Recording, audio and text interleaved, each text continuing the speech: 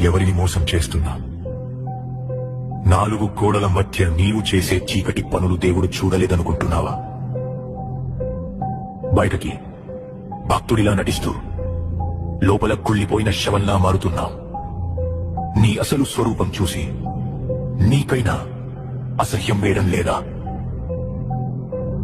విను, లేఖనం ఏం చెబుతుందో విను. కుక్క తాను కక్కిన దానికి తిరిగినట్లు మూర్ఖుడు తన మూర్ఖతను మరల చేయును. మళ్ళీ అదే పాపం, మళ్ళీ అదే అబద్ధం, మళ్ళీ అదే వ్యభిచారం.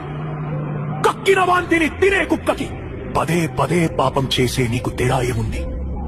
నువ్వు మనిషివా లేక ఆత్మ చచ్చిపోయిన మృగానివా? నువ్వు చచ్చిపోతున్నావు. నీ ఆత్మీయ జీవితం శవంలా మారి కుళ్ళిపోతుంది. దేవుని కృపను నీవు అలుసుగా తీసుకుంటున్నావు.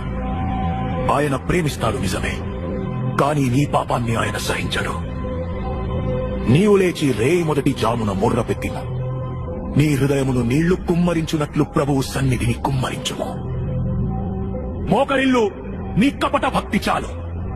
నీ పాపం వల్ల నీ ఆత్మీయ బిడ్డలు మూర్జిల్లుతున్నారు. నీ చేతులను ఆకాశం వైపు ఎత్తి క్షమాపణ అడుగు. ఇది నీ ఆత్మను బ్రతికించుకోవడానికి